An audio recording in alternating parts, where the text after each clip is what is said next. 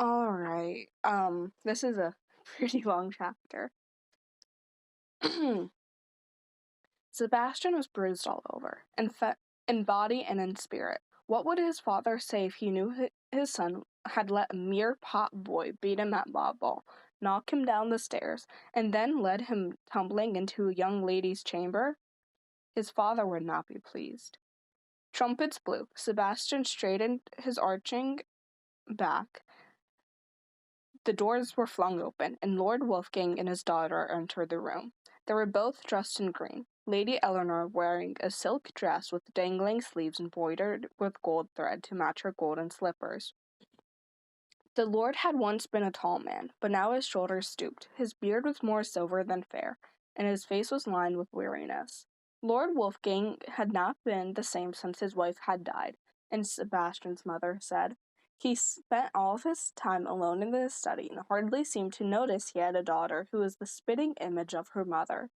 Sebastian found that hard to believe. Lord Wolfgang's wife, Morwenna, had been beautiful, judging by her portrait on the wall, and Lady Elanor just seemed skinny and anxious, with hazel eyes that were too big for her face. "Father, please listen to me," she was saying as they came to their chairs. "Now don't you worry your pretty head about a thing," he told her, looking as if his thoughts were elsewhere. "Please, Father, if you'd just listen." "Lady Elanor," her governess said, "how many times must I tell you that ladies simply do not speak unless spoken to? Your father is a busy man. He has no time for nonsense." "But Mistress Mull—" "Ladies do not begin a sentence with but," her governess interrupted. "I'm sorry, Mistress Maldred. It's just—" "Lady Elanor, ladies never interrupt. Sit down, back straight, elbows by your side, hands folded in your lap, and do not speak again unless spoken to." Lady Eleanor's shoulders slumped. "Lady Elanor, ladies never slouch." Lady Elanor sat as straight as if someone had tied a poker to her spine. Sebastian couldn't help but feeling sorry for her.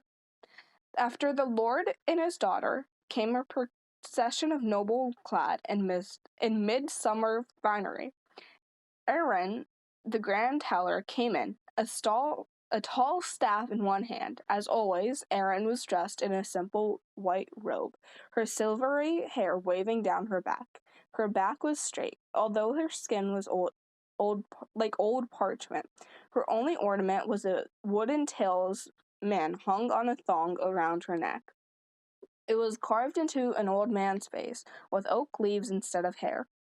Behind Irwin walked her apprentice, a thin girl with wild black hair and turquoise green eyes, both which in apprentice were barefoot, with wreaths of golden flowers on their head and a black-handled knife hanging from their belts. Sebastian stared at the witch girl hard. He'd heard that she'd been found as a baby in a basket, bobbing up and down on the waves. It did not seem at all respectable. The witch girl felt his gaze and scolded at him. Sebastian went red. After the nobles came the rest of the castle folk, from chamberlain all the way down to the humblest laundry maid. They sat at long tables that lined the great hall, with wooden platters and cups instead of silver plates and goblets. Sebastian kept an eye close out for the potboy and saw him come down in towards the end, his huge shaggy dog at his heels, as always. Sebastian glowered at him, and the potboy grinned at him mockingly. Sebastian could only endure it in silence. Sadly, a squire was not permitted to start a fight during the feast. When everyone was seated, the trumpets sounded again, and a small party of grand strangers swept in. They were greeted by the steward and shown to chairs at the high table. Lord Wolfgang stood. "Lord Mortlake, welcome to the Wolfhaven Castle. We hope you have a pleasant stay with us and enjoy our feast." The leader of the strangers inclined his iron-gray head and smiled. He was a handsome man, with dark eyes and an eagle nose. Sebastian stared at him with interest, knowing he was lord of Frostwick Castle and the cold, mountainous lands to the north. Sebastian's mother always had said they'd bred them tough up there, and indeed Lord Mortlake seemed strong and stern. The witch stood up, and the room fell silent. She raised high her silver goblet. "Merry midsummer to you all!" she cried. Everyone cheered and clashed their cups and goblets together. Then the feast began. Sebastian was not permitted to eat until all the nobles at the high table had finished, so he rushed to carve the roast boar and pour goblets of mead. Lord Wolfgang and Lord Mortlake were discussing trade routes. Mistress Maldred was instructing Lady Elanor how to eat her food like a lady. Elanor looked as if she had something to say to her father, but had no idea how to interrupt him. Sebastian wished he could just sit down at the servants' table, where everyone was singing and laughing and eating with gusto, tossing tidbits to the dogs under the table. They looked like they were having fun, except for the potboy, who was most inappropriately making faces at Lady Elanor, as if urging her to do something. Sebastian frowned at him, but then Lord Mortlake clicked his fingers for more mead, and Sebastian hurried forward with the bottle. "I'm sorry, my daughter is far too young to be thinking of marriage," Lord Wolfgang said. "Besides, I hope that she will, in time, marry for love, as I did." "Of course," Lord Mortlake said, though he looked as if something disgusting had been shoved under his nose. "My dear son Cedric is already quite taken with your pretty daughter, and I'm sure she will find him most pleasant company." The dear son Cedric was shoveling food into his mouth as fast as he could, splashing gravy all over his shirt. It was a mystery where he put it all, for he was the skinniest kid Sebastian had ever seen. Lord Mortlake elbowed his son, and Cedric looked up. "What?" he said, his mouth full of roast boar. "Weren't you saying how very pretty you think Lady Elanor is?" his father prompted. Cedric looked aghast.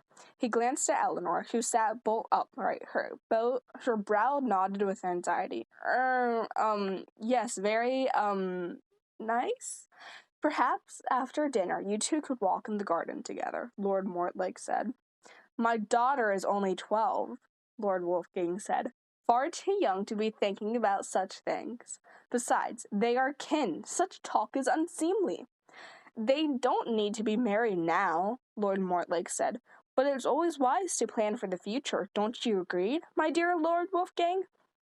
Let's take the dowry into account.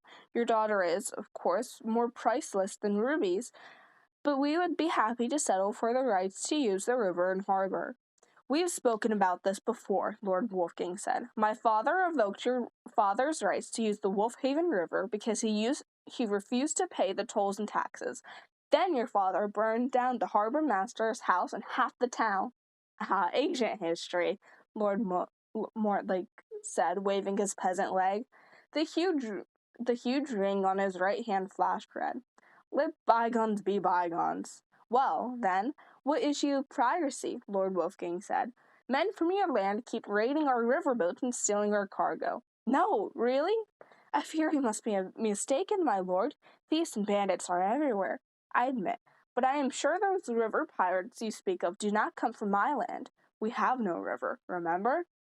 "I'm afraid I will not discuss the matters of rights to use my river until I've been compensated for all of my losses," Lord Wolfgang said. "And I certainly will not discuss my daughter's marriage, not for another 10 years.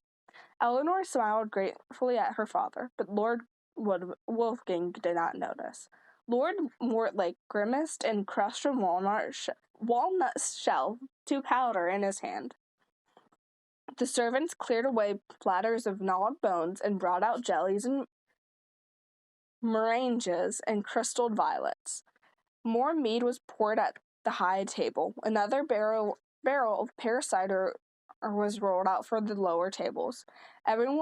When everyone's lips and fingers were shining with sugar, the Grand Teller rose to stand before the fireplace at the head of the hall. Its carved stone mantle arched far above her head, displaying two massive keys crossed over the other.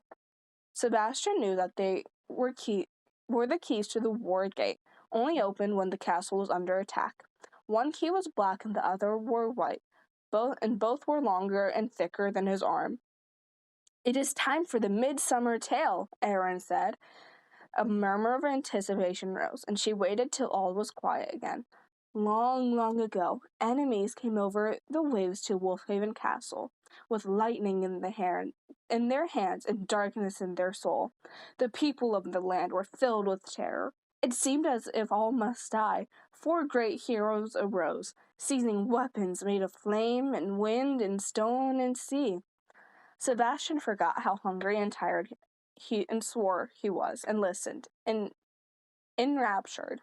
The witch sure knew how to tell a good story. The story was filled with perilous quests and mighty battles and fearsome beasts. At times the Grand Teller's whole body changed, growing and swaying as if she herself was a snake, or shrinking and crouching as she was a tiny mouse. Her voice nothing but a frightened squeak. When she flung her arms wide, for an instant the shadows of the huge wings wavered over the stone walls.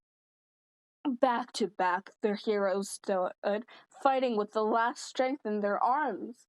Erin thrust in fright and feinted with an imaginary sword, her face set hard as any warrior facing death.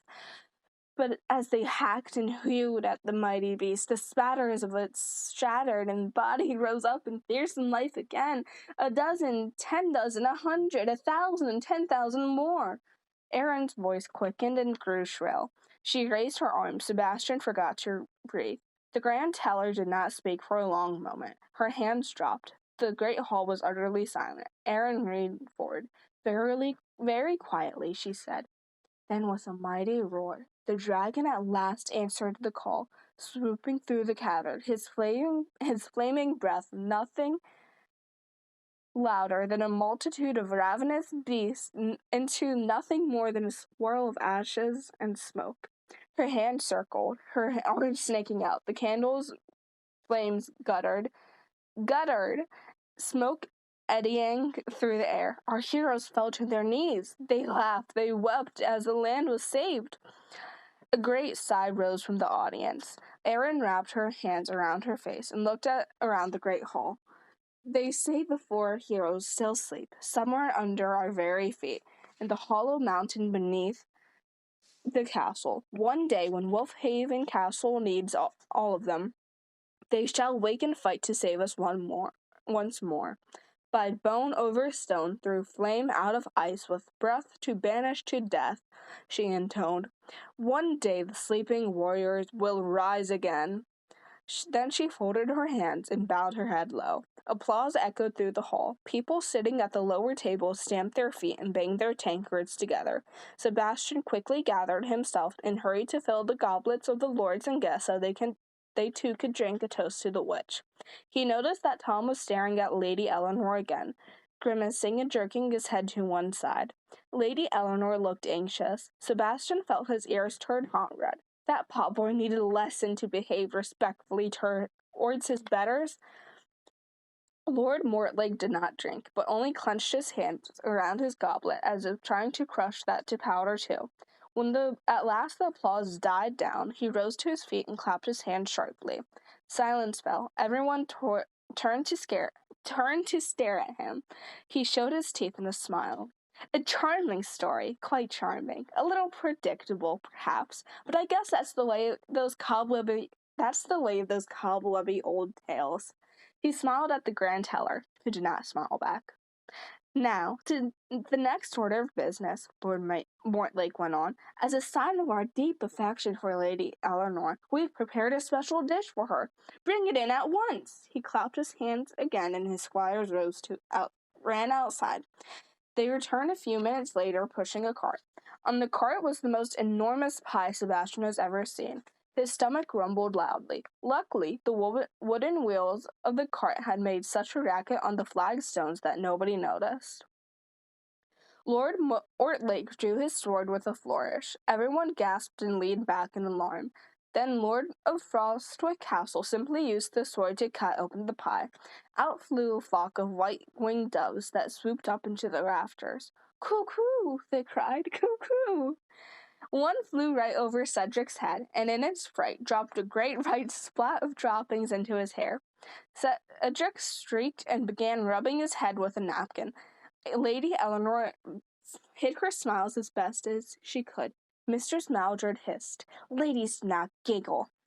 To everyone's amazement, the boy leapt out of the pie and somersaulted down to land before the high table. He then went tumbling and cartwheeling all throughout the room, so fast he was practically a blur. He ended with a high double backflip, landing neatly on his feet. "Jack Spry, at your service, Lady Elanor," he cried, snatching off his velvet hat and bowing low. Everyone cheered and clapped.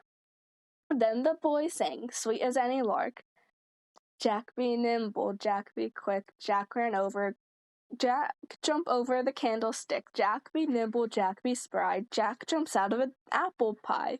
He was thin, about 11 years of age, with a mop of black curls and sparkling black eyes. He was dressed in a short tunic made of yellow and orange squares, with striped leggings below. On his feet were boots dyed with vivid orange. Elanor said gravely, "Thank you, Master Spry." The boy bowed again. "Jack Spry is our gift to you, to be your fool and to keep you entertained," Lord Mortlake said. "He can sing and dance and tell jokes and do tricks, and is a fine acrobat." Jack Spry did another backflip, landing squarely on his feet. Everyone clapped and cheered, and he bowed to the crowd. Lord Mortlake flipped him a coin, and it disappeared as if by magic. "Let this be the beginning of a new friendship between our houses," Lord Mortlake said to Lord Wolfgang, smiling broadly. Lord Wolfgang looked troubled. "We thank you for your kind consideration," he answered. "But, so will he give us river rights?" Lord Mortlake interrupted. Lord Wolfgang answered, "I am always willing to discuss terms. You know that, my lord. But this is not the time or the place. It is time for a midsummer bonfire. I hope you will join us for the dancing." He rose and held out his arm for his daughter, who rose too. They led the way out of the great hall, the nobles streaming behind them, laughing and chattering. Sebastian grabbed a platter of uneaten food and rushed it to the antechamber, where he and the other squires would quickly gobble down what they could before they had to go to the garden to serve the nobles. From the corner of his eye, he saw a flash of yellow and orange. Curious, he looked up the door to see Jack Spry, with boots in his hands, hurrying up the stairs to the Lord's tower. And that is the end of chapter 5.